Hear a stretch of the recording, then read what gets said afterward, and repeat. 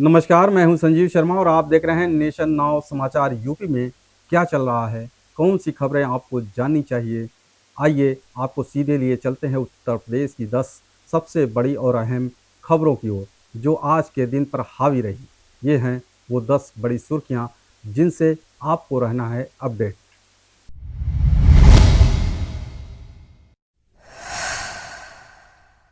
Banda police की मुस्तैदी से एक बड़ा गिरोह सलाखों के पीछे पहुंच गया है। थाना मटौद, कोतवाली नगर और एसओजी की संयुक्त टीम ने खैरार स्टेशन के पास मुठभेड़ के दौरान इन 7 शातिर चोरों को पकड़ा। गिरोह के सदस्य बसों और टेम्पो में सफर करने वाले यात्रियों के बैग की चैन खोलकर या काटकर चोरी की घटनाओं को अंजाम देते थे। पुलिस को देखकर आरोपियों ने भागने की कोशिश की और फायरिंग भी की। इसके जवाब में की गई पुलिस फायरिंग में मोहसिन नाम के एक आरोपी के पैर में गोली लगी। घायल को तुरंत अस्पताल में भर्ती कराया गया, जहां उसकी हालत खतरे से बाहर बताई जा रही है। पूछताछ में पता चला कि गिरोह ने हाल ही में बांदा में कई घटनाओं को अंजाम दिया था। गिरफ्तार आरोपियों के पास से चोरी का माल, नकदी, मोबाइल और अवैध तमंचे भी बरामद हुए हैं। पुलिस अधीक्षक पलाश बंसल ने इस कामयाबी पर टीम को 20,000 का इनाम देकर सम्मानित किया है। अलीगढ़ के सासनिक गेट थाना क्षेत्र में सुबह खाई डोरा इलाके में उस समय अफरा तफरी मच गई जब एमके स्टूडियो के बाहर खड़ी गाड़ी को हटाने के कहने पर एक युवक के साथ मारपीट कर दी गई। आरोपी युवक रिजवान ने पहले तो झगड़ा किया और फिर धमकी देते हुए फरार हो गया। घटना से गुस्साए स्थानीय व्यापारियों ने दुकानें बंद कर दी और थाना सासनिक गेट पहुंचकर जोरदार प्रदर्शन किया। व्यापारियों का कहना है कि यह कोई पहली घटना नहीं है। आए दिन स्थानीय दबंग व्यापारी वर्ग को धमकाते और मारते हैं। पुलिस प्रशासन ने आरोपी की गिरफ्तारी के लिए टीमें गठित कर दी है और व्यापारियों को समझाने की कोशिश भी जारी है, लेकिन जब तक गिरफ्तारी नहीं होती व्यापारी पीछे हटने को तैयार नहीं है। इलाके में तनावपूर्ण शांति बनी हुई है और पुलिस सतर्कता बरत रही है। फर्रुखाबाद जिले के कायमगंज ब्लॉक क्षेत्र के राजलमई ग्राम सभा में ग्राम प्रधान द्वारा कराए जा रहे नाला और नाली निर्माण में जमकर धांधली के आरोप सामने आ रहे हैं। ग्रामीणों का कहना है कि नाली निर्माण में ऊपर से सिर्फ सेम ईंट लगाकर जुड़ाई दिखाई जा रही है, जबकि अंदर बेहद घटिया किस्म की सामग्री और अधिक मात्रा में बालू का इस्तेमाल किया जा रहा है। स्थानीय लोगों ने आरोप लगाया है कि निर्माण कार्य में पारदर्शिता नहीं बरती जा रही है और ग्राम प्रधान पर पैसों के बंदरबाट का गंभीर आरोप लगाया गया है। ग्रामीणों ने मौके से ईंटें भी दिखाई जो हाथ से ही टूट जा रही है। यह सारा निर्माण कायमगंज फर्रुखाबाद मार्ग पर किया जा रहा है, जिससे न सिर्फ गुणवत्ता प्रभावित हो रही है बल्कि आने वाले दिनों में यह पूरी व्यवस्था ध्वस्त हो सकती है।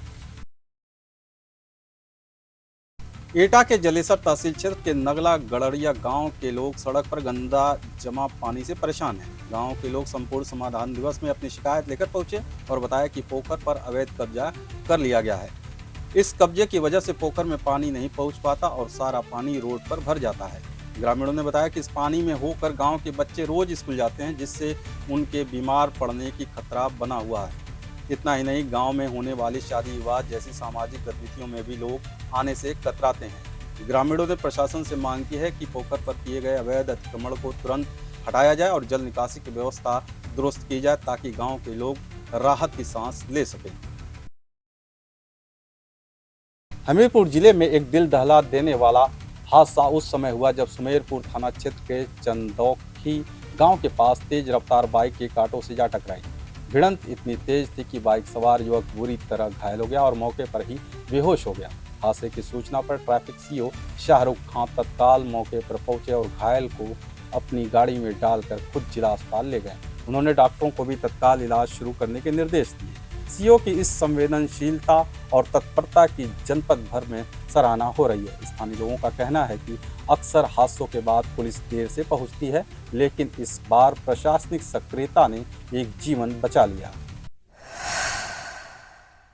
राठ कोतवाली के चिल्ली गांव निवासी 70 वर्षीय विजय बहादुर उर्फ बौरा अपने खेत पर स्थित नलकूप की कोठरी में गए थे।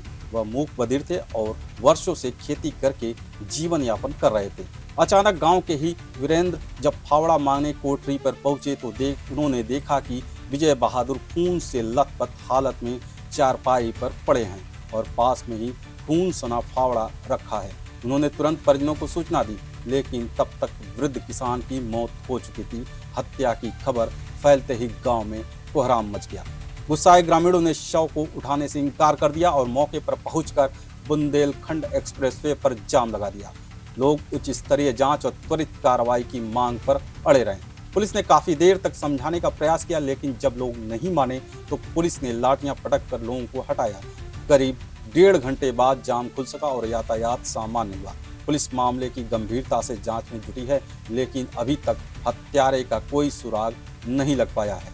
परिजनों का कहना है कि मृतक की किसी से कोई दुश्मनी भी नहीं थी, जिससे मामला और रहस्यमय हो गया है। जौनपुर में 10 मुहर्रम का दिन हमेशा की तरह इस बार भी मातमी और अकीदत से भरा रहा। ताजियादारों ने सुबह से ही अलम ताबूत और दुलदुल के जुलूस के साथ करबला के शहीदों को याद किया। सदर इमामबाड़ा से लेकर शाहगंज के शाह पंजा तक हर तरफ मातमी सन्नाटा और गम की लहर थी। गंजे शहीदा में ताजियाओं को सुपुर्दे खाक किया गया। अंजुमनों ने के पढ़े गए नौहे हर दिल को नम कर रहे थे। इस मौके पर कई युवकों ने जंजीरों और छुरों से मातम कर करबला के शहादत को याद किया, जहां 60 हिजरी में हजरत इमाम हुसैन और उनके 72 साथियों को यजीद की फौज ने 3 दिन भूखा प्यासा रखकर शहीद कर दिया था।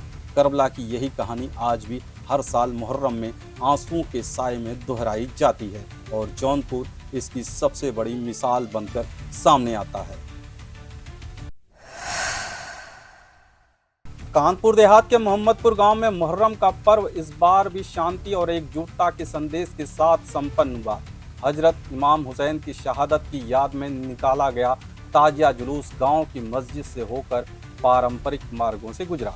इस दौरान युवाओं की टोलियां अपने हाथों में पारंपरिक हथियार लेकर मातम करते नजर आए। छोटे छोटे बच्चों और महिलाओं ने भी बढ़ चढ़कर जुलूस में हिस्सा लिया। कार्यक्रम में गांव के पूर्व प्रधान शत्रुघ्न यादव भी मौजूद रहे। देवीपुर चौकी इंचार्ज अभिषेक चौहान खुद मौके पर मौजूद रहे और जुलूस की निगरानी करते रहे।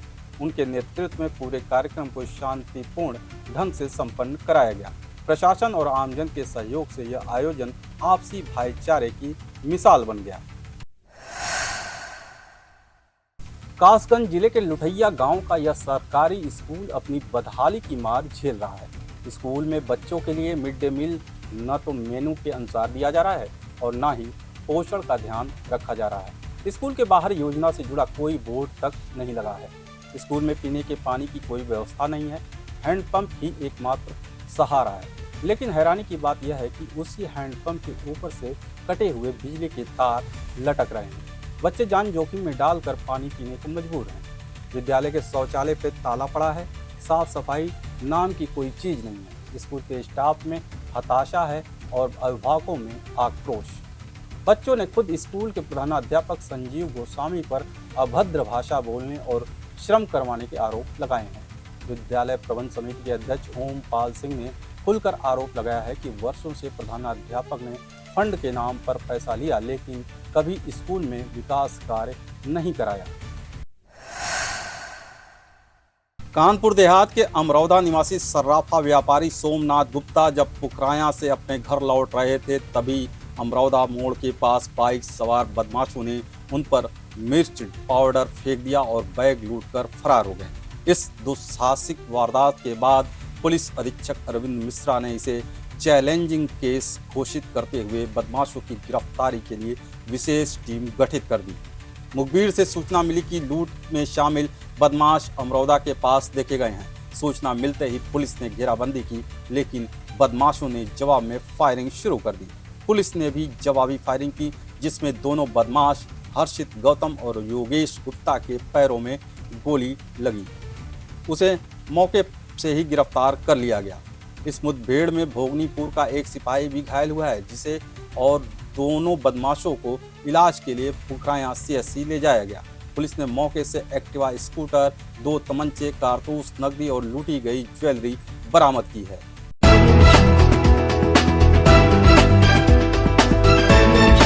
तो ये थी यूपी की वो 10 बड़ी खबरें जो आपके लिए जानना जरूरी था। अगर आपने अब तक चैनल को सब्सक्राइब नहीं किया है तो अभी कर लीजिए। क्योंकि हम लाते हैं आपके लिए हर खबर की असली परतें, तेज, सटीक और बिना लाग लपेट के।